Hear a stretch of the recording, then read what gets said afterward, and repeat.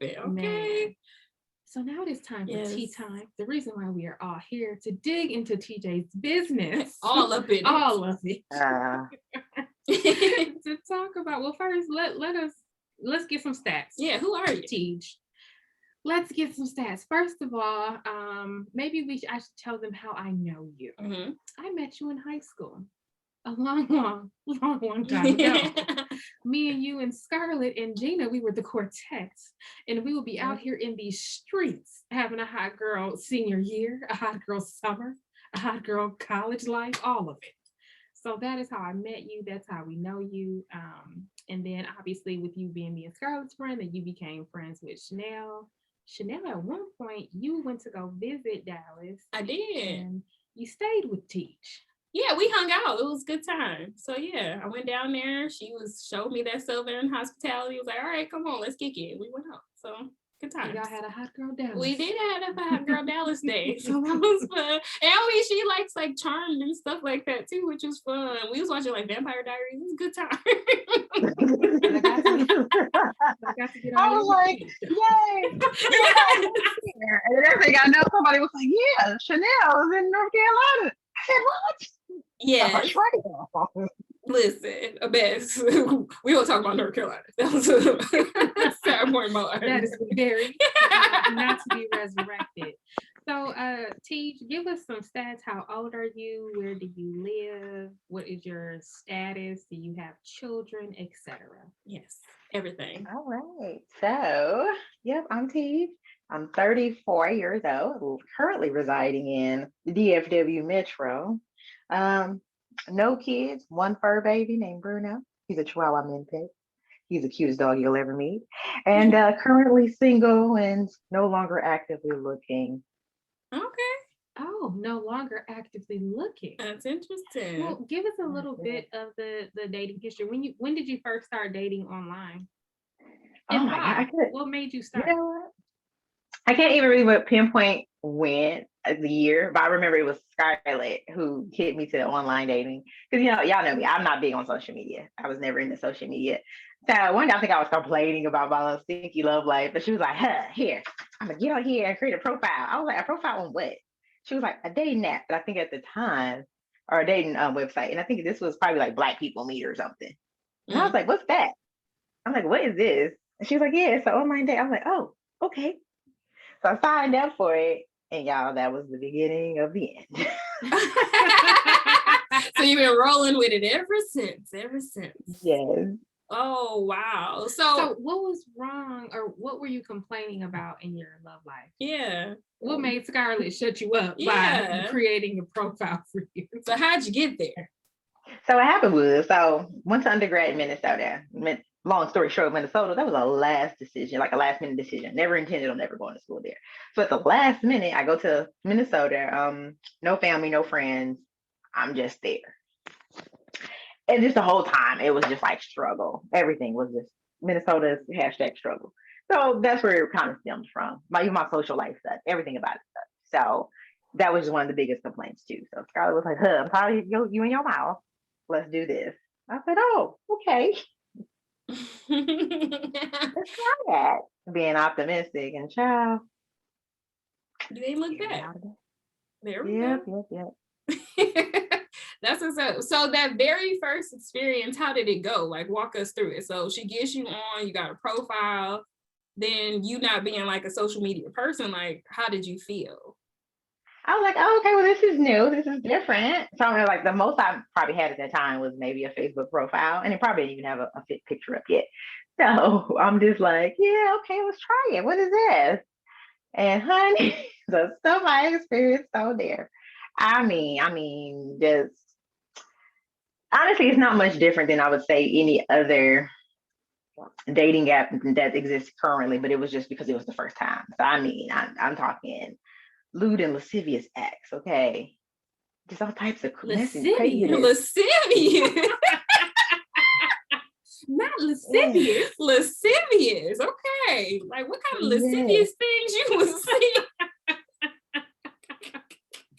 Lewd and lascivious. Okay, that International Baccalaureate is coming out, okay?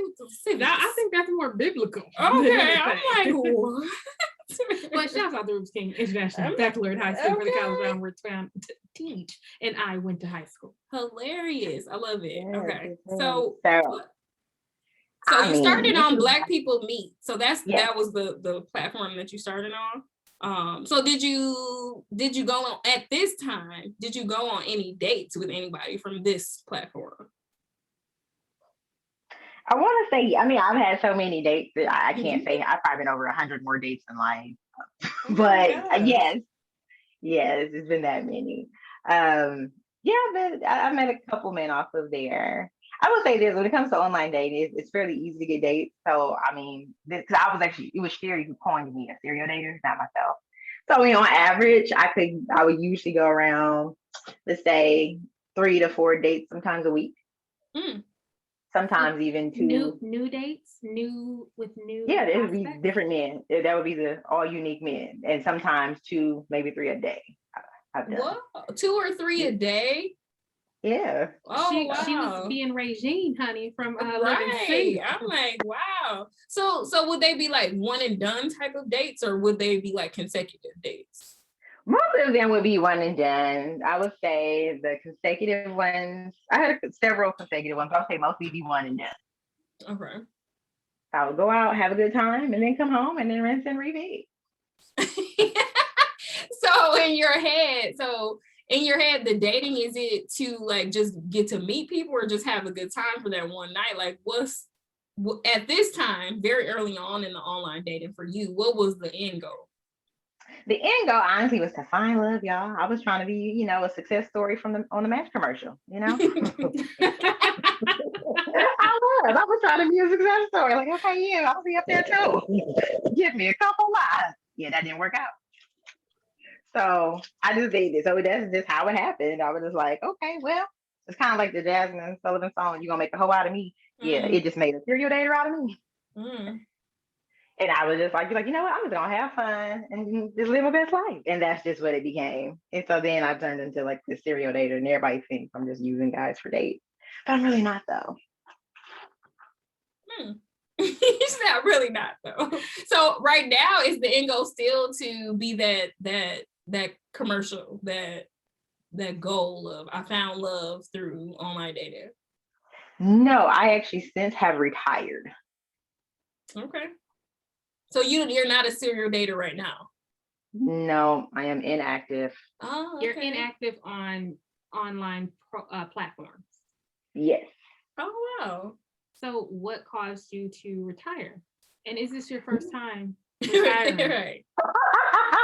No, this is not my first time retiring. Okay, I'm like Jordan, sometimes you gotta come off the bench. Okay, when I come back like Jordan wearing the 4-5.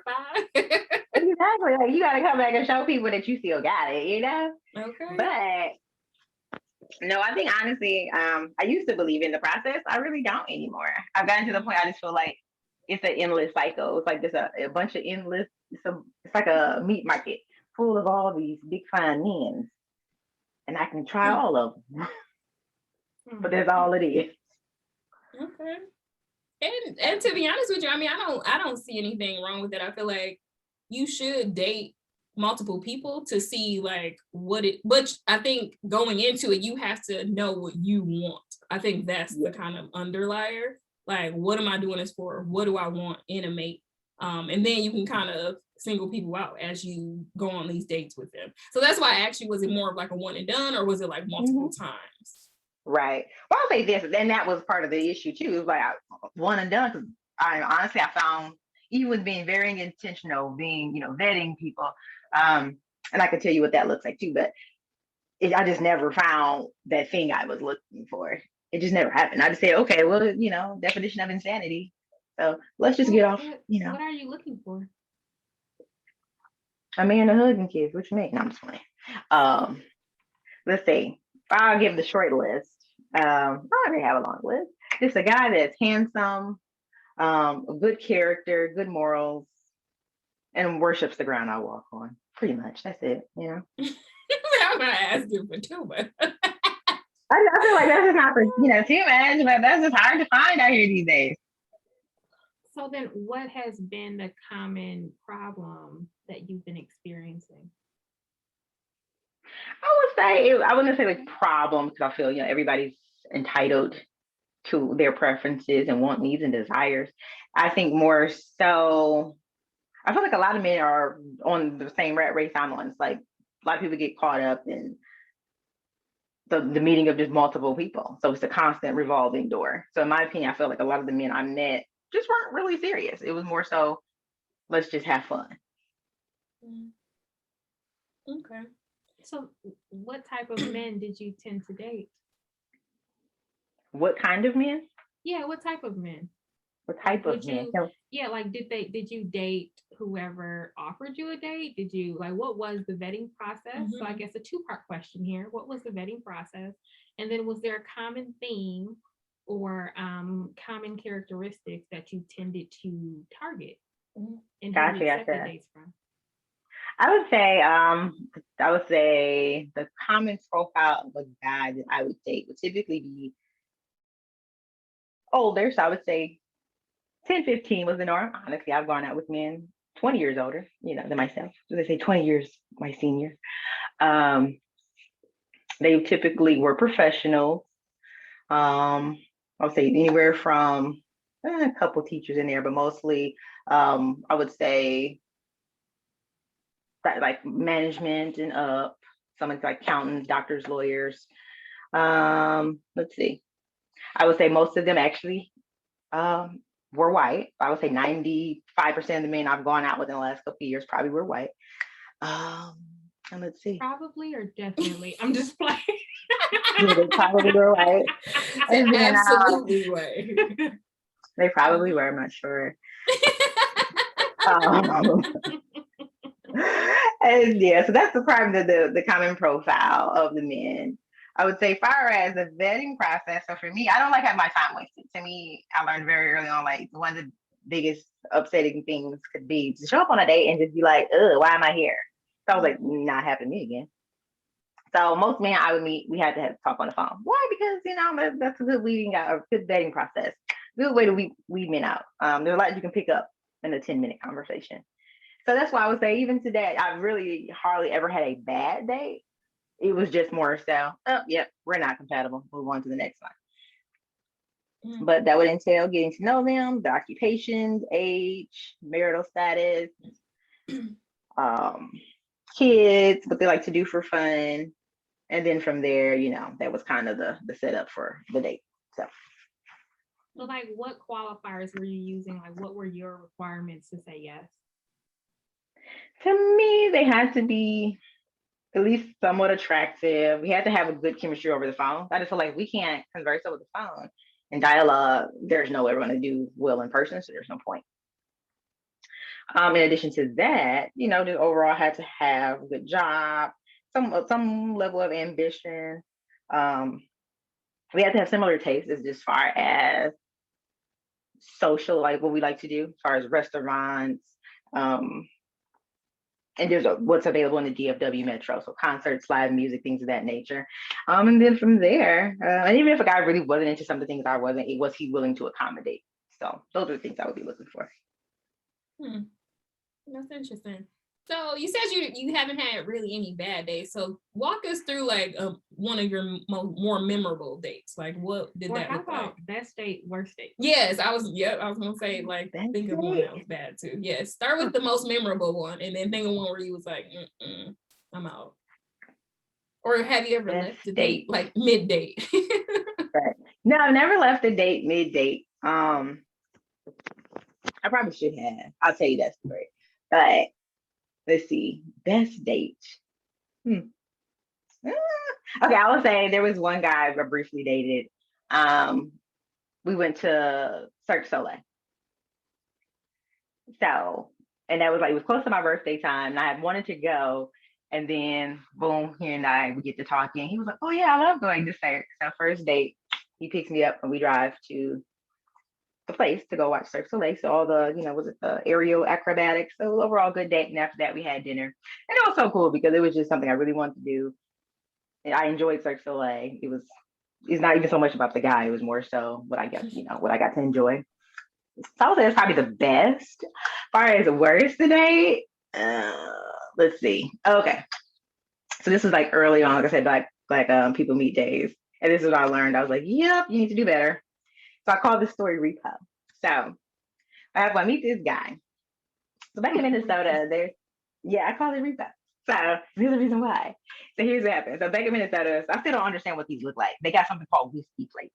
So I guess that's like for people who were drunk driving or you got pulled over with a DUI, they put like you get a special plate. I don't know if it's a special license plate overall or there's something on your plate. So basically the indicator would let the people like police know this person has a history, so you're more likely to get pulled over. So anyway, Wow. first they come. Yeah, so I guess they call it whiskey. I still don't know what they look like, but that's what they call it. So anyway, I remember so I'm talking to the guy, he was like, well, I don't have a car. And then mind you, this is like, we're all in undergrad at this point. Yes, I've been doing this for a long time. But he's like, yeah, I don't have a car because I hadn't done this whiskey plate situation, so I just prefer not to drive. I just don't want to be pulled over. But let him tell it. Oh no, I don't have a drinking problem. It's just something that happened. I'm like, oh, okay, yeah, all right. So we get on this first date. I said, let's go to a common place. So go to the Mall of America because there's food and there's the movie theater. So that was the date, dinner movie. And the movie we were going to see was Repo. Okay. So the first time we get there, like it's around happy hour time. He's looking for drink specials. My spotty senses are tingling. So I was like, wait a minute. So you got a whiskey place and you're looking for drink specials? Okay. So we go have dinner. Then we go to the movies. And this the whole time the guy is just annoying. So we sitting in the theater and I used to live at the Mall of America. Ain't nothing in the Mall of America I didn't know about. Okay. So he was like, oh, I'm about to go get something to drink. He comes back with a drink I have never seen. So I was like, where'd he get that from? What's in it? It's an alcoholic beverage. He lying. He alcohol. Wait, did he tell you that it was not, that it didn't have alcohol? Yeah, but I was like, where did he get this? I have never seen this drink in my life. So I was like, okay. So we sitting there watching, and by this time it's annoyed, trying to be all like lovey-dovey. I'm like, don't touch me. I'm good. You don't want to? No, I'm good. You want to hold hands? No, I don't want to hold your hand. You probably drunk by this time. Yeah, so I was like, get this movie over. So anyway, day ends as that. And something just said, like a day or two later, something just said, go on Facebook. And I did. Like, I looked at his Facebook profile. He put up a status that was like, yep, I went on a date the other night with this girl to go watch Repo. ... I wish somebody would have repoed my date. Oh. Whoa. Facebook blasted you. TJ, I don't even think I remember. That's how you feel. And back in 0506, Facebook was like the thing. Like it was huge. Yeah, I mean back then I even made statuses. Girl, like we was on there like, wow, like tappa. Oh my gosh. I was like, okay, that's how you feel. Okay. So then, like, interesting enough, right after I saw that, like the next day, he calls me. So I'm, hey, dog face. I said, don't dog face me. I saw that shit you saw or that you wrote on Facebook. He was like, oh, see, I ain't even mean it like that. Yes, you did. Lose my number. I don't understand why people do that. Like, say all of this stuff behind your back. Then when you bring it up, they be like, no, that what I meant was. No, you meant what you said. You said what you meant. Bro said, I wish somebody would have repoed my date. Like, what? So a couple I'll things. never forget that. I looked it up and it said that the whiskey plate, it is used in some DUI cases in Minnesota. And what happens is it is a special license plate and the license plate number starts with a W. So that's why they call it a whiskey plate. So the police or whoever do know that you have a DUI issue. That's it. So it must be, I'm hoping it's like multiple DUI. Like you've had to have multiple DUIs. For them to issue you a plate, honey, you probably because you got a brand new plate. Like they want everybody to know. That's so interesting. Yeah. They need to do that in Wisconsin, actually. Because then I would be like, what's your license plate number? Sorry, I can't date you. Exactly. No, right. They need to do that in Wisconsin. Wisconsin just has a little breathalyzer and you can't start your car until you like breathe in the thing. Oh, okay. Well, he said he had 2 instances and he always sent the story to where I wasn't drunk. It was something else that happened and I ended up in the car. Girl, he was alcoholic. He making up stuff. So if you had 2 within 10 years. Oh, wow. 2? Yeah. Yeah, but they probably do it that way because you probably been driving drunk a lot before you got caught. You got caught up. So, yeah. I ain't mad at him. That's genius. Interesting. Actually. Like, so interesting. Dang, then he put you on blast. So, and then he tried to call afterwards, which is even more like, what are you doing? Oh gosh, that's yeah. A mess. Was he black or white? I guess I want to know. He was actually black. Okay. That is interesting. Do you have a preference? Preference? No, I will say I tend to do better, get along with, I would say with men of other races though. So have you dated like other cultures, or is it just white men and black men? I'm going out with every type except a full-blooded Native American. So that is on my list, to do. Oh, that's on your list of things to do, eh? Okay. It is.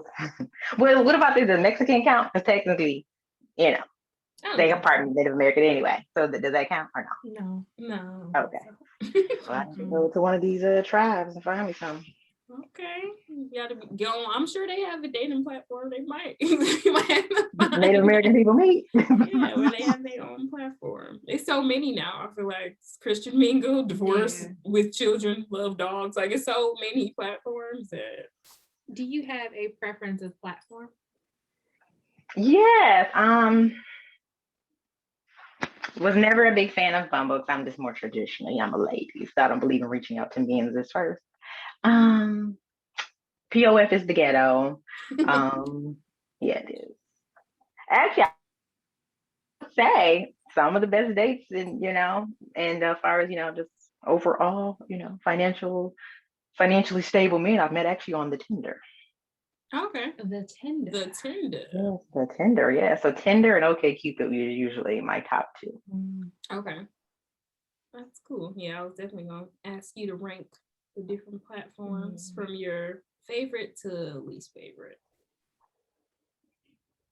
I actually thought you were going to tell a different story about the worst one. So it's interesting to hear your choice, your pick. So then what made that one the worst? Is it because he blasted you on Facebook after, or is it the fact that he's possibly an alcoholic, or is it the combination of the two? It was all there bad. It was a bad day, and then you gonna blast me on Facebook? Like, really?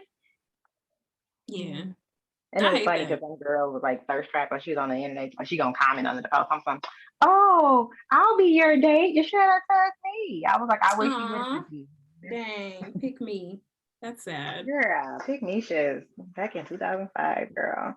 That's interesting because movie dates do be like, if they're trash, it's hard to get out of that. Like in a movie, like you just be like, movie, please end. Because I've definitely had a bad date at the movies too, and I was like, I'm just ready to go. Like, I just want to get out of here. I think at this point, I would just leave. I would be like, thank you so much. This just isn't working out for me. Absolutely. You're welcome to stay and enjoy, but I just can't. Because I mean, right now, I just feel like now, like, even if you didn't drive, you can just Uber. Like, there's so much you can leave. Flexibility that you have. Like, I don't have to do this. Yeah, at 34, I don't have to sit here and suffer. I'm too old for this. Listen, I want to go home. At 34, I'm definitely bouncing. Like, you know what? And I'm not even about to lie. I'm just like, this is not it. Like, I'm leaving, bro. Like, it's cool. Like, no worries. Shouts out to the Podfather in the chat. He said, why does she feel like she gets along with other races more? That's a good question. Dum, dum, dum. Oh, good question. I find that they're typically more chivalrous.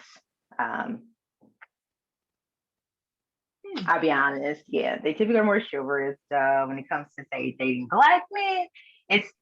There's a lot of red tape to pull back through and to rip away. It's all these requirements and what they don't do. And I'm not doing this. I'm not doing that. I'm like, oh, okay. Give us some examples. So when you say that you've experienced chivalry from white men, what does that look like? And then what are you asking black men to do that they're unwilling to do? So, like, say if a guy invites you out, the expectation is for him to pay. So, I've had that happen maybe twice in life, where a guy, and they both been black, but could be a number of things. I don't really look at that as a black thing, but that's just how the cookie crumbled. Where they've asked me to pay for something. They asked you to pay for something? Yeah, it was either, oh, got to pay for this, or one guy was like, oh, you should just pay the tip. I'm like, what? And to me, I just don't believe in that. but that's just me. I'll say this: when it comes to them white men, I would say it's pretty much whatever I want to do. Like, oh, let's go to dinner. Great, pick a restaurant. Then there's never any back and forth about, okay, no, I can't go to this type of restaurant, or I don't want to drive to this side of town. It's cool. That's what you like. Got it. Give me a moment. I'll make the reservation. I would say the most recent, actually one of the most recent Black guys I met when I was on. He was actually from Milwaukee, interesting enough. That is always so funny. That is interesting. Yeah, I was like, oh, I don't thought it was cool. I was like, okay. And so we actually had a good rapport with each other. We talked pretty much like every day for a week. He was pretty consistent. But then when it came down to date time, because I usually don't wait long before a guy asks us a date. So if he doesn't act within so many days, I just bounce. So anyway, comes down to it. He's like, yeah, I don't go out to dinner. I only buy drinks. Oh, okay. Got it. Oh God. Well, I said, well, I'm not a heavy drinker anyway. So to me, that's always like a red flag. Like, why you only want to buy alcoholic beverages and no food? So you suggested I don't understand how people can drink and not eat. I don't understand. Like that. those are consecutive things that need to be happening together. Like I'm not just about to drink. I'll say I have a couple comments and or questions or whatever. Yeah. But so first it made me think of Joe, who actually met Bridget on Plenty of Fish. So it kind of, so number one, I think that a lot of these things are just platforms, right? Some might be, better than others or whatever, but it just so happens that worked out for them on that platform. And he is a Black man and very chivalrous, very, very chivalrous. But I have seen a lot of commentary in different groups where a lot of men and memes, I've also seen memes where men are saying that they want to either do like coffee or drinks first because they feel like women are trying to get over on them with dates and, like take advantage of them. And then I also saw a meme where probably came from a woman where it said that all these men are concerned about women trying to stick them for this money that they don't have. So yeah, it's interesting. Yeah, and I also saw something the other day too where go ahead. And then Keith said, if I said that about Black women, I'd be canceled till 3021.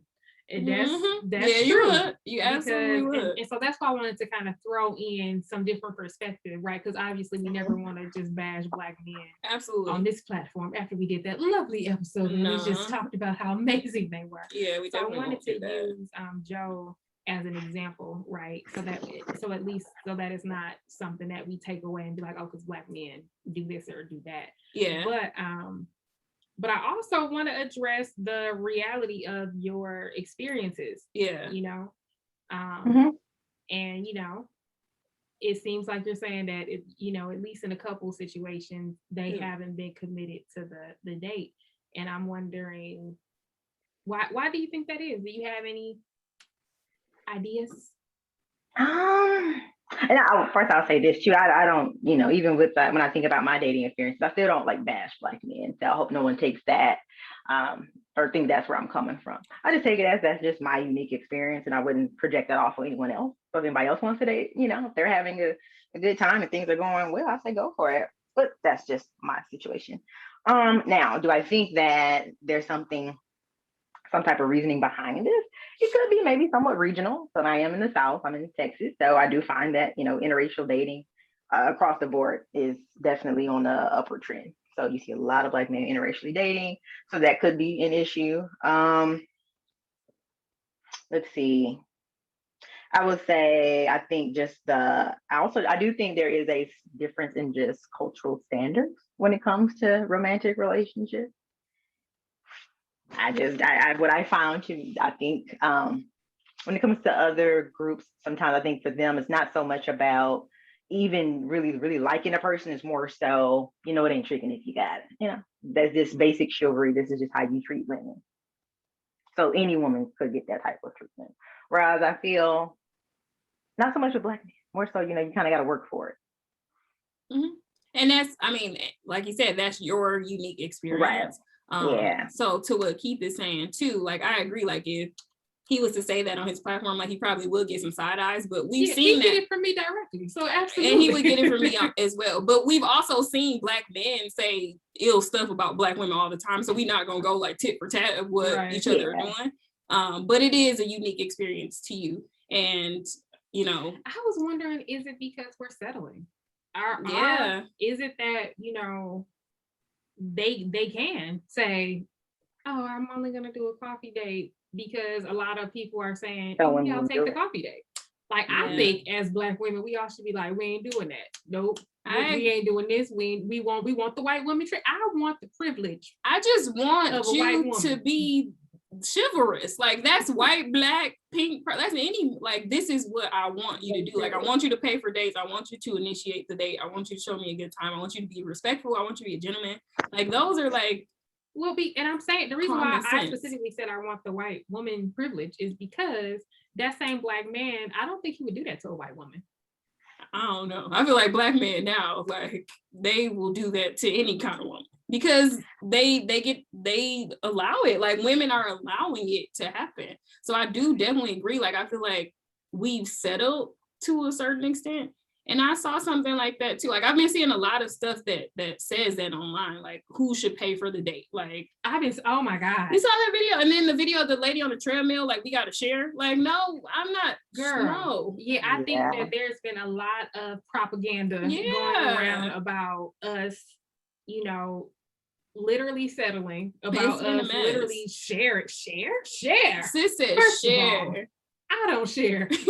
Right. Okay, let's start with that part. I'm the baby. Sharing not even in my vocabulary. Like, I don't know what that means. You know what? But you bring up a good point. Because I would say there was it was a Facebook group, Texas kind of based Facebook dating group. And I actually had to leave the group because honestly, the women, in my opinion, the women were very desperate. And this was across all races of women. They were all like, oh, no, there's nothing wrong with coffee dates. I'm a cheap, like one girl, but all a cheap date. You know, you don't have to spend a lot of money. And that was like the ongoing thing of these just low, minimal effort from these women. So there could be a reason why men do it, because they feel, well, I don't have to work that hard. I just feel like dating is an investment. I think it's an investment on both ends. I agree. Right? I think that, so Keith said, I got a homie who don't date Black women anymore because of his baby mama. He hates her. He said that he can't take another chance. Ha ha ha. See, and that happens too. Like, you have one bad experience and, you know, you're out. Like, I don't want this to ever happen again. Or, you know, a Black girl breaks her in the 3rd grade, and men carry that their whole life. Like, sir, this happened to you in the 3rd grade. Get over it. He doesn't date Black women because he was a baby mama. Yeah, because he got scarred, right? And so sometimes when you get that scar, then you attribute it to all Black women or Black men or whatever. Yeah. But I think that dating is an investment on both ends, and I do think that men they have to invest financially, but I think that women invest more emotionally. You know what I mean? So I think that there is equal investment. I think it just looks different. I'm not going Dutch. I'm not paying for half. I'm not doing that. I'm not sharing. So I'd rather be single for the rest of my life. Yeah, I'm definitely out on all of that. Like, I'm not because again, like I said in the last episode, I don't want to look at my relationship or my marriage or whatever and be like, oh, I feel like I settled. For sure. I'm definitely out on that. And it's so funny because there was a time where I was accepting that, like, oh, I'll just pay or I will leave the tip. But that was the wrong me. I've evolved. I am no longer that woman. Like, if you ask me on a date, I'm expecting you to pay for the whole thing, and I'm expecting you to plan something. Don't ask me what I want to do, like, because then I'm gonna be like, this ain't it, because you don't know what you're doing. You can't plan nothing, so I'm out. So I could totally see both sides where I was once that woman, and you're absolutely right. That was settling. That was that pick me mentality. Like, oh, I'm different from them because I'm gonna let you, like, give me half, like just not knowing your worth. And at this point, like Sherry Renee said, dating is an investment, so you need to invest properly. For me, I'm not saying that this is the truth. I'm saying this is my truth, right? Because for some people, if it's cool with them, I respect that. Yeah, that's cool for you, so that works for you, so therefore you good. But for me, so after a couple of days, I might offer to leave the tip or something like that. But I expect him to say no. Yeah. I expect him to say like, you don't right. Close that purse. What you doing? Right. Scoot it away. What you doing? What kind of, you know what I mean? I don't know. I think that it shows their intention. I think it shows their interest. Yeah. If we're gonna split a damn date, then what are we, friends? Yeah. You know, and I think it was on like Black Love doc. So Black Love has a documentary, but they also have like different posts and segments. So I think it was a clip of a young lady asking like, who's supposed to pay for the date? So she was like, I mean, in all honesty, like whoever asks, like whoever initiates is supposed to pay. Okay, that's that part. That's however, yes, however, she did say like the problem is women should not be initiating dates. Like I was just gonna say that's the other thing that I ain't gonna ever do. Should not be doing that. Now, when I was in a relationship, don't get me wrong, like it wasn't every date, but if it was my turn to plan our date night, like I would pay for it. Now, so he would be like, nah, like you don't have to do that, like don't pay for it. But I feel like that is true. But for me, like we got to be in a relationship for me to like plan and pay for a date, like not first date, second date, third. Like I don't know you, so this is out. Like I'm not doing that. Yeah, I feel like we don't even do that as friends. You know what I mean? Like, don't get me wrong. Sometimes we'd be like, "That's you." You know what I mean? But sometimes we don't split this, okay? Right. But like most of the time, like if it's just me and you going somewhere or doing something, you know what I mean? Like one of us will just be like, "Dude, I got it." Whatever. Like, and that's the thing. Like being like a independent woman is just like I can do it for myself. Now, when it comes to this woman relationship, like I don't want to. I shouldn't have to do it by myself. Like, what are you here for? Like, I'm gonna tell you why I'm not paying for no dates, girl. I'm gonna tell you exactly why. Because I know. Well, never mind. Never mind. Well, I would like to retract that statement. Well, I'll say this, and this is why I think it's a go cultural thing. down that road. Because, yeah, I think it's a cultural thing because, like, if you really, at least my experience, and you guys can let me know what you've been like, what it's been like for you guys, but just like even growing up, how much I've been told I'm supposed to be overly accommodating to Black men.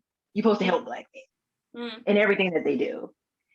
And that's so I remember I'm not gonna say her name, but she has an online mentoring, Black girl mentoring, dating, lifestyle coaching group. And she said one of the most common questions she got from the Black women in there when she first started the group was, who's supposed to pay for dates? Because all these girls were accustomed to paying for dates. And she was like just taken back by that. Like, wait a minute, all these men making y'all pay for these dates? And so she was like, yeah, there's a big issue here. So I'm saying that to say, so even when I would say, so don't get me wrong, I've tried to be nice, to men, and this is across all races.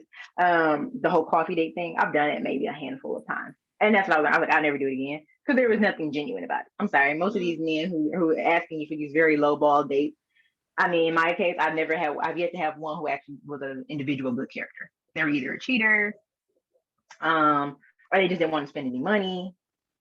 So it's like, or later they're gonna be like, that wasn't the date. We was just hanging out. Oh, that wasn't the real date. We just met up. The pre-date thing. And I was like, oh, so this is what this is. I had like 3 situations. 2 of them were cheaters. I believe that too. Yeah, 2 were cheaters. And so like it was kind of like more of a convenience, like this person was trying to fit me in between, work and home life. So yeah, that's how that worked out. And then one, it was just the guy was just, or there was 2 other ones, so 4. And no, these guys were just poor character, just cheap, lazy. Ugh. Yeah, I agree with what you're saying. Like, I feel like in some Black households, like you are told to like cater to your man or whatever. But I guess in my household, like I didn't know like what I didn't know because I didn't have a dad there. Like there was no man figure there at all. So for me, it was like figuring it out. Like, oh, well, maybe this is what I'm supposed to do. But now that I'm older, it's like, that's out. Like, I'm not doing that. I'm sorry. Like, I'll just be single because what I'm not going to do is anything that I was doing in my past because that clearly didn't get me anywhere. Yeah. So my biological dad was, absent for most of my childhood, but as an adult, when he re-entered my life, my stepmom's a homemaker. My dad is the one who works, and my dad pays for everything. Like, if we go do something as a family, all 15,000 of us will come, and my dad pays for it. You know what I mean? So I think that just kind of sets the standard. But then my question is, me being devil's advocate, do we want to? So that's more of a traditional philosophy or perspective. Do we share that same perspective in other areas, or is it just paying for dates? Like, what do you Like, mean? in Like, terms of like- like parenting, in terms okay. of working, in terms of everywhere else, or is that just the mindset on dating? For me, no, it's me. I'm across the board. Like I said, you could say I'm more traditional across the board. So I don't have children, but hypothetically speaking, if I did, no, like I would expect to have I expect to be a housewife basically. So to me, there is no such thing as like, oh, 50-50. I just, I've yet to see it actually happen that way. People may start out and men may think they're doing 50-50, but usually all the work falls on the woman. So in that regard, no, it would have to be more traditional. I have to have some type of space to be a mom. Far as work, I just feel like, again, I think it's relative to people's perception of that, but yeah, I can work if I choose to, but I still shouldn't have to contribute much financially. I feel men should never be dependent on a woman's money or income. Yeah. So I see it's a little tricky for me because I already have a kid. So then this person will be like a bonus parent to my kid. Right. And I don't know what that looks like because I'm not in that situation. So being a parent, like a single parent, and I say single with a hyphen because his dad definitely is in the picture. But being a single parent for these last almost 13 years, like for me, I'm going to have to learn how to now be like a traditional household, if that makes sense. So I have to learn like what that looks like relinquishing like good cop, bad cop. Like now somebody else is there to handle like discipline and things like that. So that's something that I'm going to have to learn how to do. And my hope is whatever my future husband, like we have conversations based around what our home life would look like. Because for me, it's just been me and JR for so long. So that's going to be something that's don't have to be learned. So ideally, I would like to be like, yeah, like, you know, in our house, like it's going to be, I do the home stuff and they pay the bills and all that stuff. But for me, like not having that in all of these years, like that's something I would totally have to learn. And I do agree with you, TJ, that, you know, I ideally, I don't want to work. So if we was in a situation where, you know, my husband could take care of all of those things, like that would be great, where I would have the option to work or not to work or, you know, be an entrepreneur or whatever. We run a businesses together. Like, I think that would be pretty cool. And I don't want to pay, like, I don't want to be financially responsible for paying the bills. But the difference with that is like, I want to know like what's being paid. Like, I don't want to be exempt, like oblivious to it, not exempt, but I don't want to be oblivious to it because I feel like, you know, some of our grandparents, you know, the granddad would die and then the grandma has no idea what's what. Like, I don't ever want to be in that situation. So yeah, I think for me, I'm still thinking through what that would look like just because I already have a kid and that's going to be a different dynamic for us. Oh yes, women need to always have their own money. Yeah, for sure. Women say, always have your own. Listen, but yeah, I do agree. You do need to make sure you conduct yourself in such a way where you do have some type of hold on house expenses. Just quick story. So there's a girl on YouTube I was watching. She was a housewife. They got married fairly young. They're still fairly young. I think they're no more than maybe mid-30s. Out the blue, her husband just dropped dead. And her name wasn't on anything. Bank accounts, cars, her name wasn't on nothing. So here she is, you know, the guy died, but unfortunately life goes on. You know, the rent or the mortgage still, you know, doing it first. So she had to go through, you know, chutes and ladders to get access to money and all this legal stuff. And it was just pretty sad. So yep, have your paperwork in order. That's unfortunate. Jeez. But yeah. So that's where I am. What about you? Child. You know, I think that in my heart, I'm more traditional. You know what I mean? Like, I think that I'll chase the career and be a bad bee, you know, but if I really find the husband of my dreams, I would be like, look, Listen, I'm out. Or like we would, or you know, maybe we would just do fun stuff with my money. I don't know, child. But I definitely want my husband to be a leader. You know what I mean? And actually, it doesn't mean that he's not, you know, without that. So I guess, you know, I don't want to imply that, but I don't want to do halvesies. I don't want to feel like a roommate. I also don't want to like have kids and then feel like a single mom, but I'm married and we in the same house. So it's a whole lot going on. It's just been, you know, there's a lot of ways that different marriages and relationships shape out. And I think that the beauty of marriage is that you get to do it your own way. So I'm not trying to prescribe what the right way or better way is. I think that it's whatever works for you. And it's whatever you desire, and it's however you are wired and whatever's going to serve you in your household. But for me, like I want to be the PTA mom. I want to make the best cookies. I want to go on all the field trips.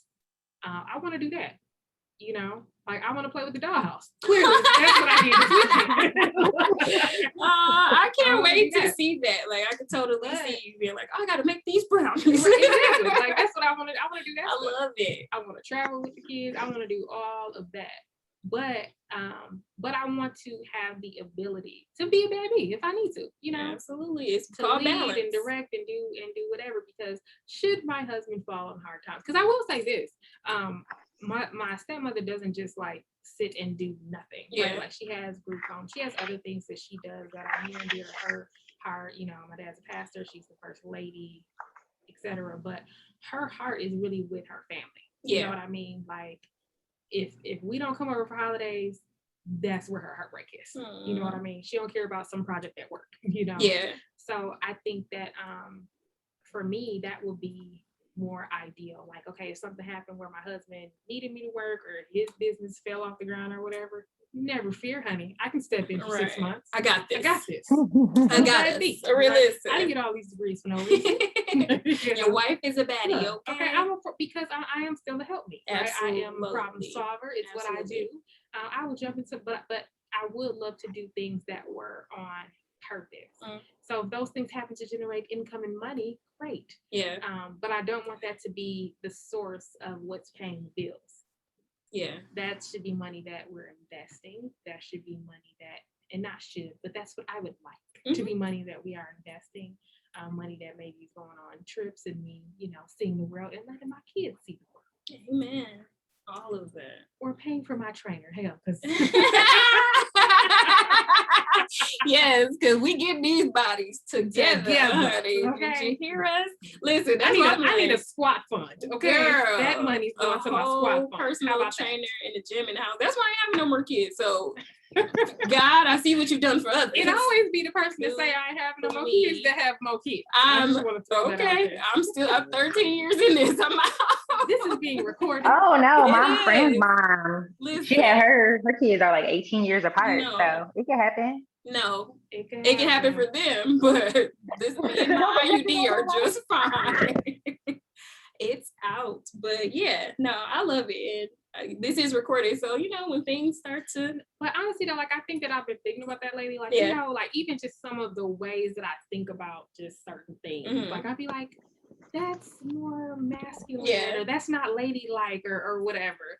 You know, I'm like, maybe I'm just more traditional. Yeah. Absolutely. And it ain't nothing wrong with that. It's absolutely not. And I'm to the point where I feel like as I get older, I'm really like, all right, like, no, I don't want to do this life by myself. Like, I guess that's what I keep thinking about. Like, we were made for partnership, and now we belong together. So, yeah, that's interesting. That was a great question. So TJ, so you're taking this break right now from the online platforms, trying to bring it back. What was your purpose of doing that? Like, what made you be like, all right, I'm gonna stop now? Okay, so I just came to the conclusion. I just feel I've ran the gamut. I've met everybody there is for me to meet. Ain't nothing new out there. It is just the same old, what they said, same old ish.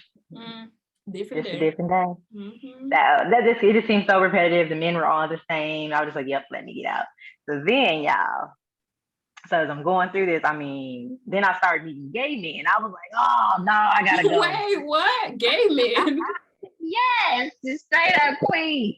But wait a minute. What? Were these men that you suspected were gay, or were they indeed gay men?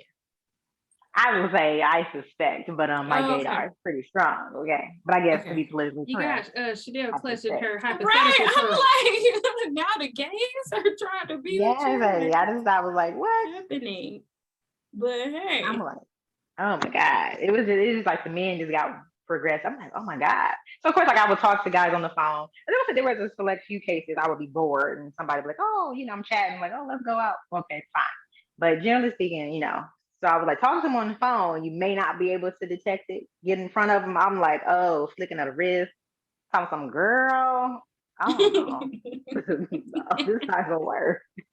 Man, the girl is a dead giveaway. It's so funny because I do that at work to one of my coworkers. Like, I'd be forgetting that he's not a girl, and I'd just be like, girl, yeah. That is hilarious. I was like, girl, I was like, ooh. Yes. I love it though.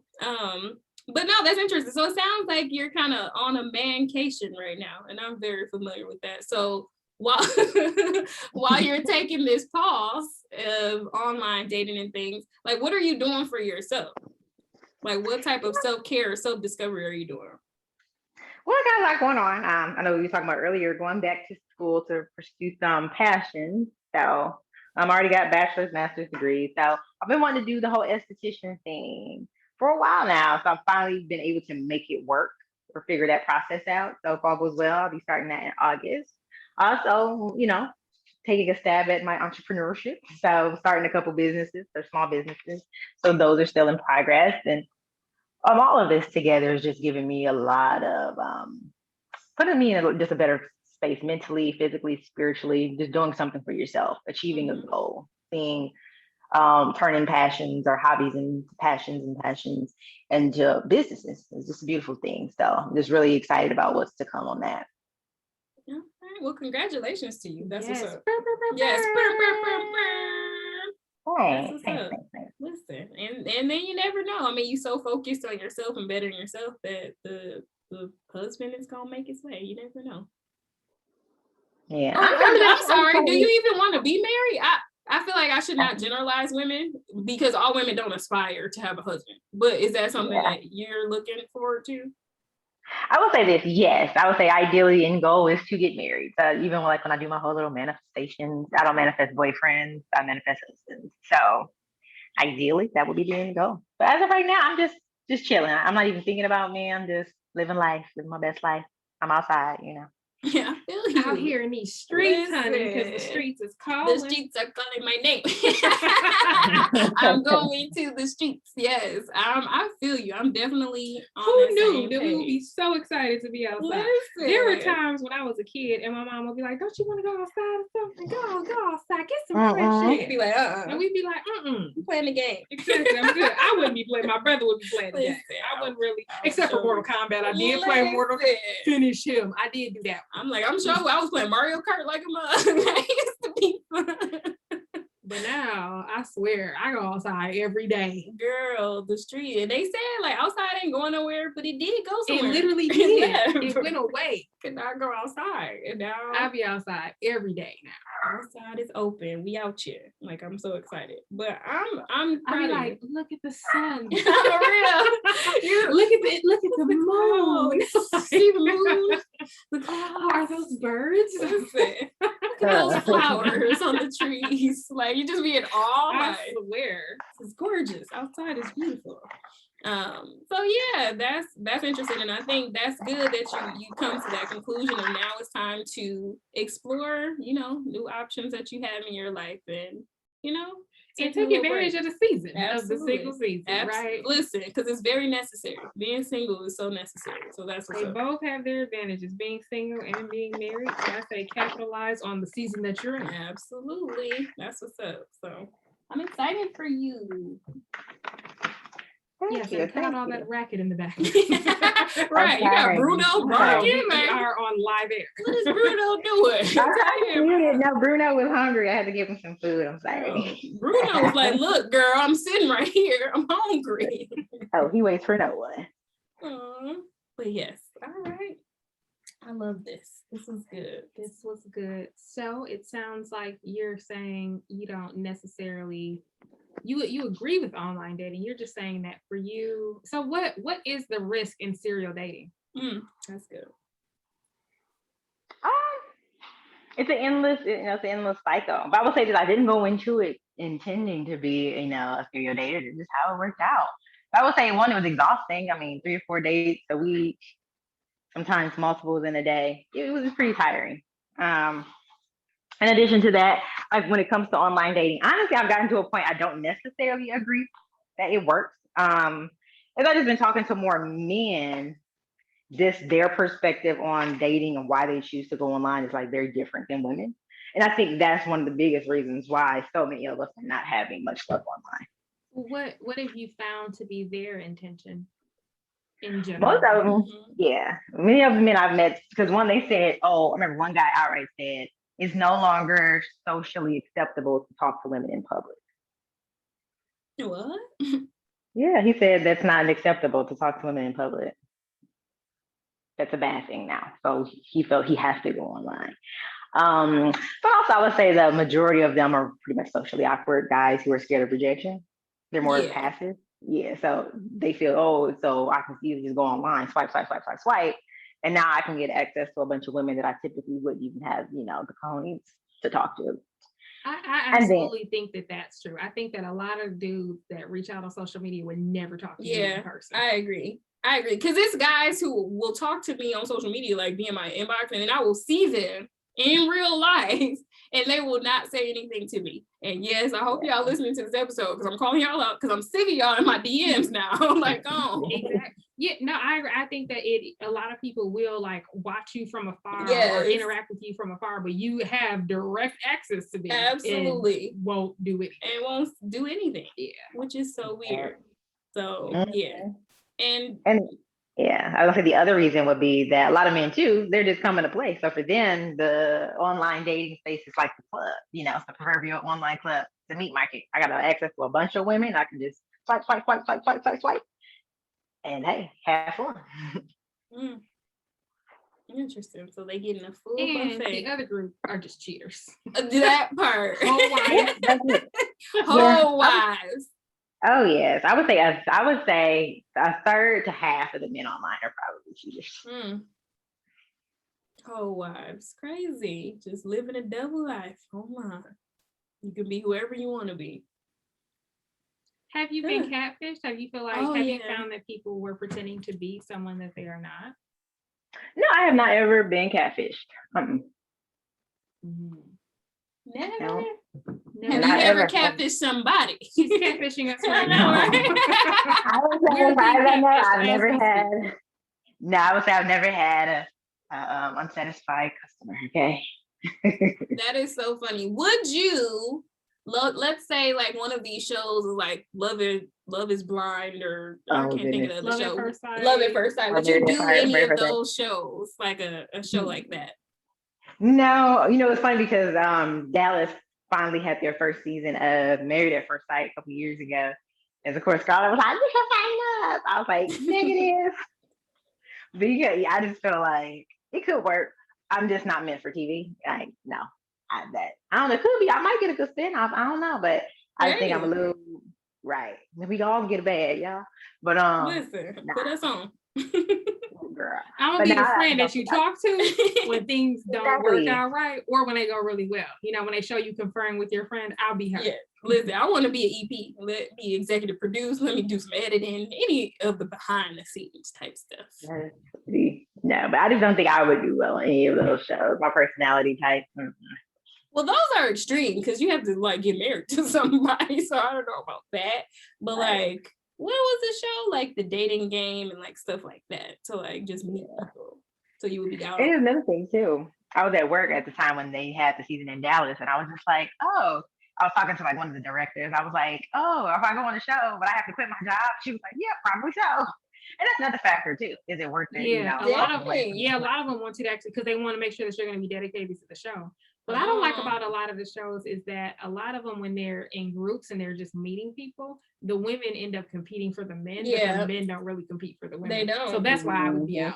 Yep. I'd probably be out the first round. I'd volunteer. I'd be like, look, I'm not doing any of this. They don't. So yeah. It might have been one show. I think it was like Too Hot to Handle, where the dudes was kind of like, no, I won't be with her. Like they was going back and forth. But it's very few and far between, because it shows like The Bachelor, where the women are literally competing for the one with nephew Tommy? Ready for Love? Yeah, Ready for I Love. feel like the women be competing for the men, and the men be like, whatever. Mm-hmm.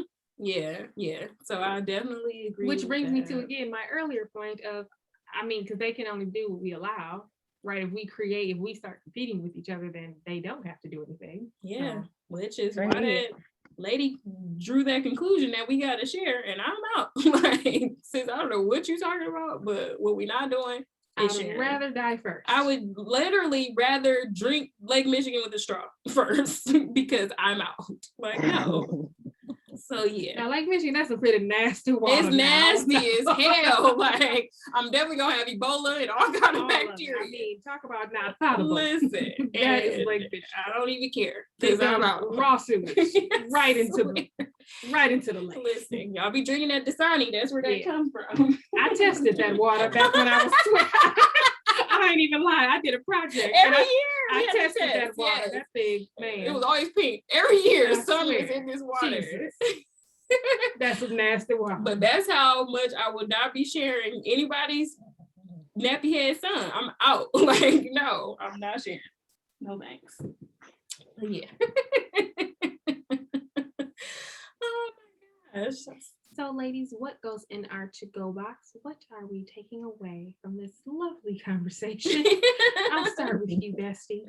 I'm definitely taking away that, I loved hearing the different perspectives between our guest V and TJ about their online dating experiences. I think just having good perspective and hearing different stories is definitely helpful. While I'm not big on online dating, it's interesting to hear other people's struggles or successes with online dating and dating in general. I think it's a great conversation to have because, as y'all know, I'm a professional single and I enjoy having talks like this. So this was good. That's what I'm taking away. Just the conversation in general. Teach, what are you taking away? I'd say don't knock it till you try it, but you can still knock it and just live vicariously through me and take my advice. So, but I would say give it a good. For those who are interested, give it a shot. You just never know. But other than that, I would say I think overall we need to go back to a society where, in being in interpersonal relationships and being able to communicate should be the primary means of meeting folks. Yeah, agreed.